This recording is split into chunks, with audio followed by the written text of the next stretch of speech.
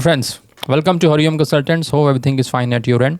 ये वीडियो बन रहा है basically 3 to 4 points which are very important regarding your study visa. काफ़ी लोग सवाल पूछते हैं कमेंट बॉक्स में भी, हमारे साथ मीटिंग में भी, कि हमारा ये स्कोर है, हमारा ये IELTS PT है, अब ये लेवल 2 लेवल 3 की बात चल रही है, अब हमारा वीज़ा आने के क्या चांस है। तो इसमें मैं आपको बताने वाला हूँ हाई प्रोबेबिलिटी। ये अगर आपके पास है तो आपको डेफिनेटली सोचना चाहिए इस तरफ। स्टडी वीज़ा के चांसेस आपके अच्छे हैं। वो पॉइंट्स मैं आपको बताने वाला हूँ। 3 से 4 पॉइंट्स में डिस्कशन होगा। छोटा वीडियो होगा, 5 से 6 मिनट का, और ये बिल्कुल क्रिस्प वीडियो रहेगा। ये चीज़ें अगर आपके पास हैं तो आप डेफिनेटली पॉजिटिव हो जाइए इसको लेके। सबसे पहले नंबर 1 इज़ नो गैप।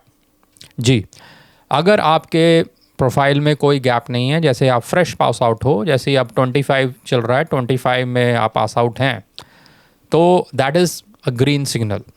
अगर इसके अलावा आपका पीछे 12वीं 24 में है और आप 25 में अप्लाई कर रहे हो, तो वहाँ पर आपकी प्रोबेबिलिटी ऑफ गेटिंग वीज़ा कम हो जाती है। ठीक है जी। तो there should be no gap. इसमें दूसरा एस्पेक्ट ये रहता है कि अगर आप बैचलर्स कर चुके हैं, ग्रेजुएट कर चुके हैं, ग्रेजुएशन हो चुकी है, उसके बाद आप मास्टर्स के लिए जाना चाहते हैं, देन अगेन जैसे ही आपकी ग्रेजुएशन कंप्लीट हुई है उसके बाद आपको फाइलिंग का प्रोसेस स्टार्ट कर देना चाहिए, जो भी नियर बाय इनटेक हो उसमें। कहने का मतलब इस फर्स्ट पॉइंट में है, there should be no gap at all. आप जितने भी अगर आपको मिल रहे हैं गैप के साथ आ जाओ, ये कर लो, ये कर लो, ये सब जुगाड़ सिस्टम है। आप इस ट्रैप में मत आएँ। अगर आपने अच्छी यूनिवर्सिटी में, अच्छे इंस्टीट्यूट में प्रॉपर तरह से जाना है ताकि आगे आपको फ़ायदा हो, then stick to these things. There should be no gap. अगर आपका गैप है तो कुछ और आप सोचिए। ठीक है ना। अगर आप +2 में गैप कर चुके हैं तो यहाँ पर आप स्टडी कर दो, ग्रेजुएशन करो, फिर मास्टर्स के लिए जाना या फिर किसी डिप्लोमा के लिए जाना। ठीक है। This is point number 1। Point 2, IELTS PTE English language test. अब जैसे अब हमने पीछे भी क्लियर किया था, ये जो बात फैल रही है कि लेवल 2 का अगर आप हो गए हैं क्राइटेरियन तो उसमें नहीं लगाना पड़ेगा, तो हमें चाहिए नहीं। ये आप जो खुश फहमी है ना आपके दिमाग में डाली जा रही है, उसको अपने दिमाग से निकाल दीजिए।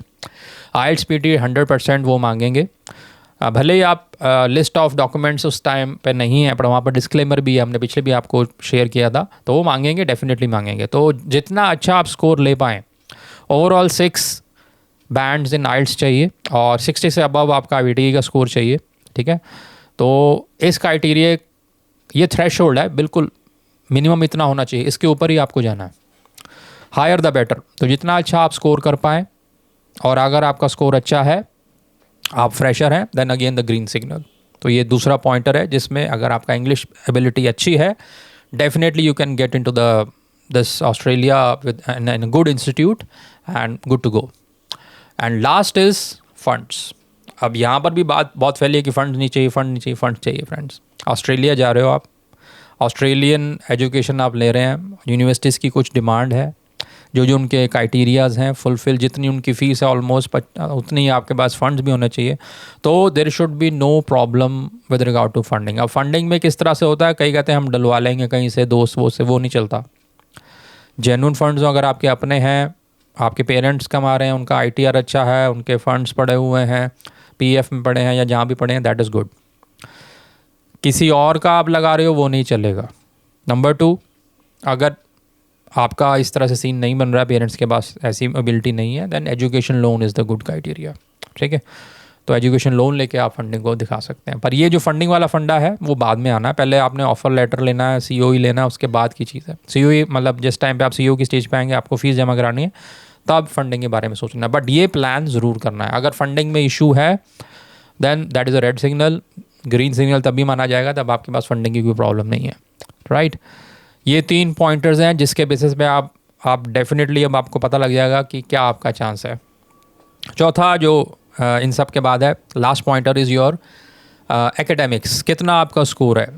जो अच्छा स्कोर करते हैं स्टूडेंट्स, स्टूडियस हैं, 70 to 80% स्कोर है उनका +2 में, अगर ग्रेजुएट हैं तो 70 to 80% इन ग्रेजुएशन है, मिनिमम बता रहा हूँ ये।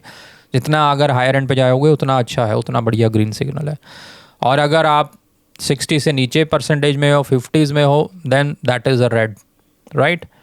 तो मैं आपको समराइज़ कर देता हूँ, ये 4 पॉइंट्स हैं। अगर आपका बहुत अच्छी प्रोबेबिलिटी है स्टूडेंट वीज़ा मिलने की, नंबर 1 कोई गैप नहीं है, नंबर 2 आपका इंग्लिश का स्कोर बहुत अच्छा है, नंबर 3 आप स्टूडियस हैं, आपके एकेडमिक्स का स्कोर बहुत अच्छा है, नंबर 4 कोई फंडिंग का इशू नहीं है। ये चारों चीज़ें अगर आपके पास हैं, then definitely you can get the study visa for no problem. Definitely you will get that. Right. और अब जाना किस तरफ चाहिए ब्रीफ में आपको बताएंगे, इसके ऊपर आपको डिटेल वीडियो चाहिए तो हम आपको नेक्स्ट वीडियो में स्टडी वीज़ा से रिलेटेड कौन से कोर्सेज़ की वैल्यू है।